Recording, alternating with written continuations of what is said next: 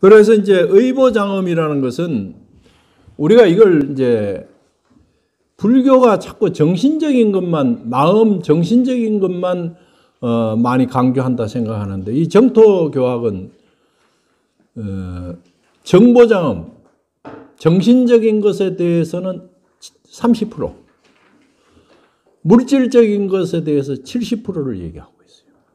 여러분들 아미타경을 읽어봐도 거기 보면은 그 극락세계가 연못이 어떻고 팔공덕사 어떻고 그런 얘기가 많이 나오잖아요. 70%가 물질에 대한 얘기입니다. 이것이 정토에서는 뭐냐?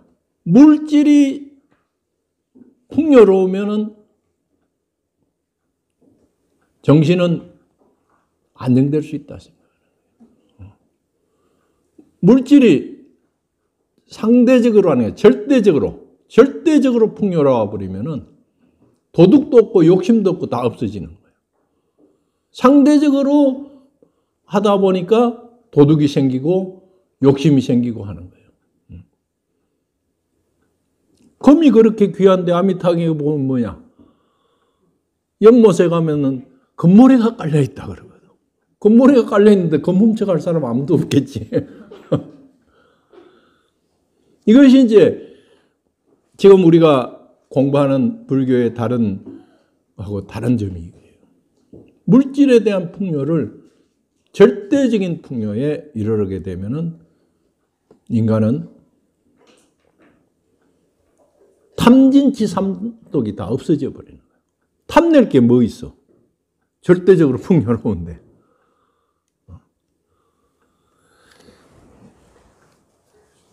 그 의보장엄에는 이제 지방입상의 정토라 그러는데, 지방입상이라는 것은 방향을 정확히 가르치고 모습을 세운 것이 정토다.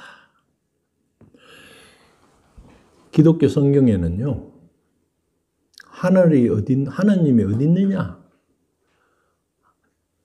천당이 어디 있느냐는 얘기가 없어요. 요 뭐 기독교 성경 다 본 사람들 많으실 텐데, 천당이 어디 있다고 나옵니까? 안 나오지요. 천당이 어디 있다고 안 나와. 그런데 우리 부처님은 이 정토가 어디 있다고 거리, 방향, 모습, 거기에 생활 상태 정확히 나와요. 그런데도 이렇게 얘기했는데도 불구하고 불교 믿는 사람들은 극락 어디 있냐? 내 마음이 있다. 기독교인들은 바이블에 천당이 어디 있냐? 정확히 안 나와. 그런데도 불신 지옥, 예수 천당 그러거든. 예수 믿어 천당 가자 그러잖아.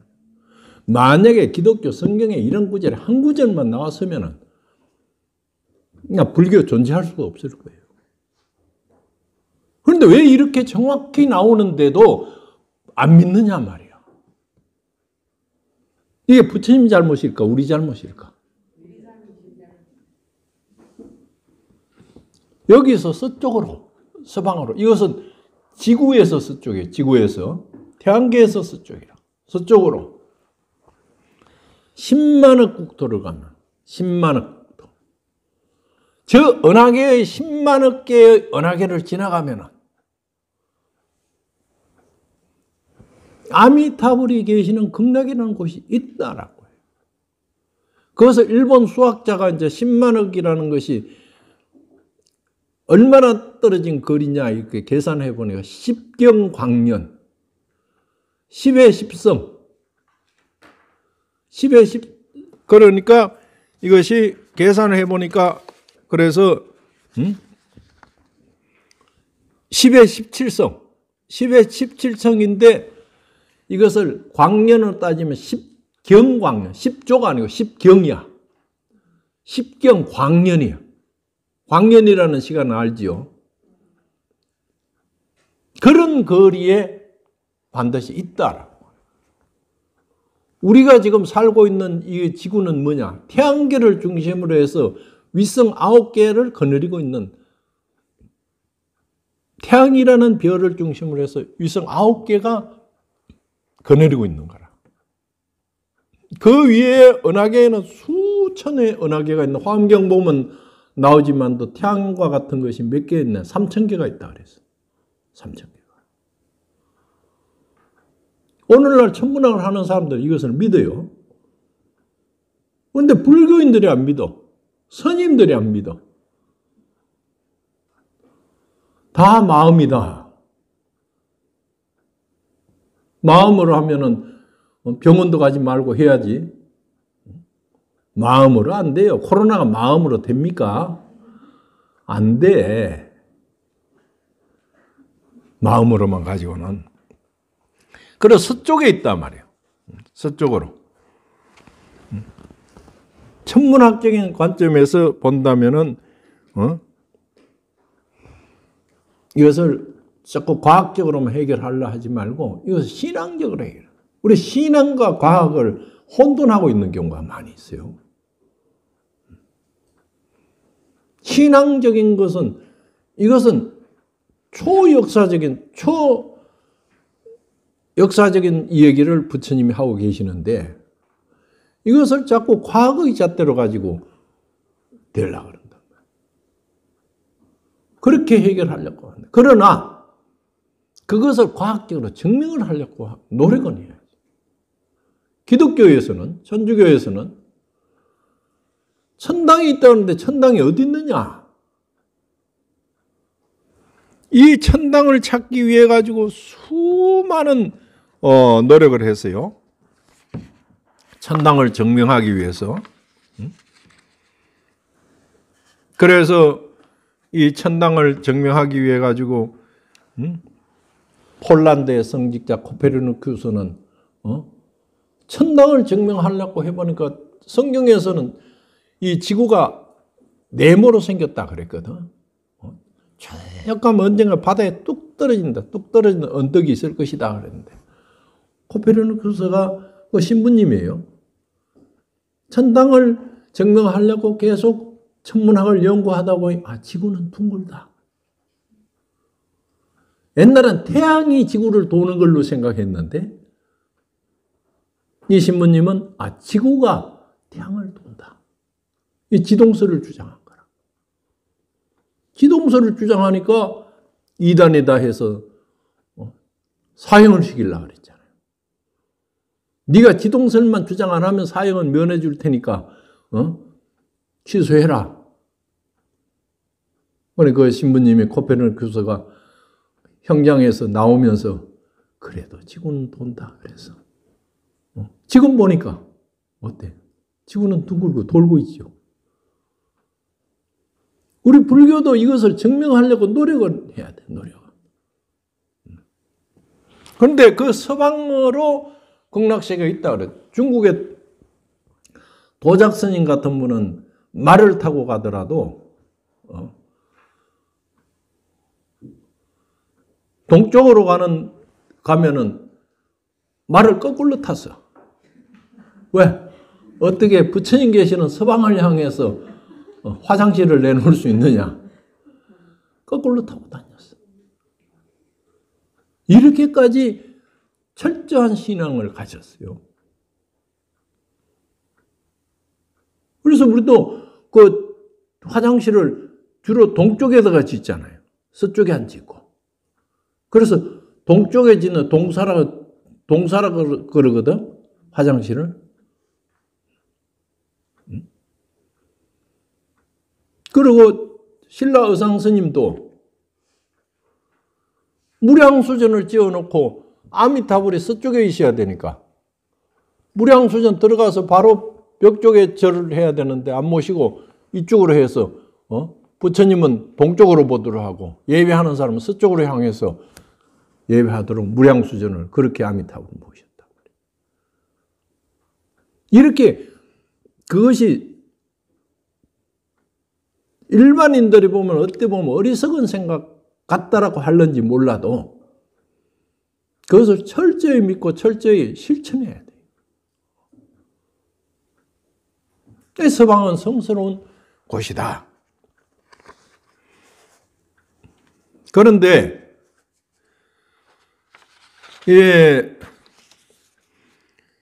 이러한 거리를 10의 17성, 10경광년의 거리인데 그 거리를 가려면은 엄청나게 시간이 많이 걸려. 아마 요즘 그 인공위성을 타고 가더라도 뭐 엄청 오래 많이 걸릴 거예요. 그런데 부처님은 뭐라 그러냐? 단기간에 간다. 손가락 한번 탁 튀기는 사이에 갈 수 있다. 부처님의 반야 용선을 타면은 단기간에 갈 수 있다.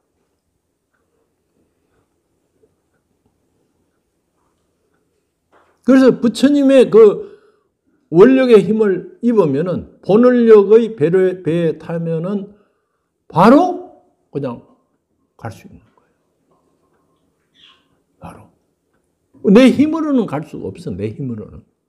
우리 중생이 아무리 업이 없다 하더라도 중생의 힘으로는 갈 수가 없어. 부처님의 큰 배를 타야 돼. 그 배가 무슨 배냐? 대승의 배라. 그래서 다섯 번째는 뭐냐? 안락이라 그러는데 극락세계를 범어로는 스夸바티라고 합니다. 스夸바티라고 하는 것은 이제 안락이라고 또 번역하고 극락이라고도 번역하고 안양이라고도 번역하고 그래요. 아까도 얘기했듯이 안이라는 것은 신라 의적 스님이 무량수경 연희순문찬에 보면은 안양이라는 것은 안이라는 것은 몸이 편안한 거. 몸이 편안하다는 것은 뭐냐? 병이 없다는 얘기지. 몸에 병이 있으면 다 괴롭지요.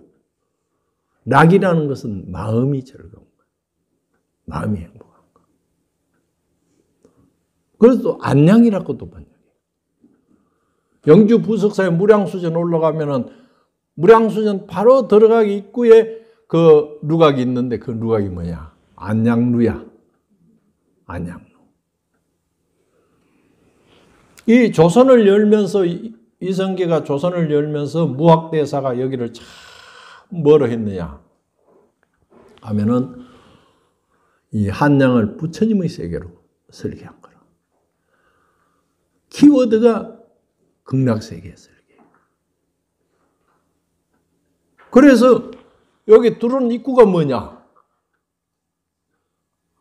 안양이야. 서울 들어가는 입구가 안양이에요.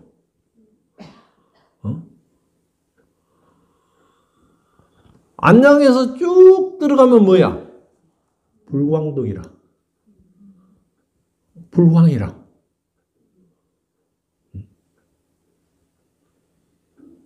무학대사의 그것은 그 유교에 의해서 뭐 표현이 안 됐지만도 근본적으로 할 때는 이 한양 도성을 이상의 세계, 극락세계를 구현하기 위해서 안양이라 했고 시흥이라 했고 안양이라 했고 들어가면은 저 뒤에는 불광동이란 말이에요. 고려시대 시흥종이라는 종파가 있었어요.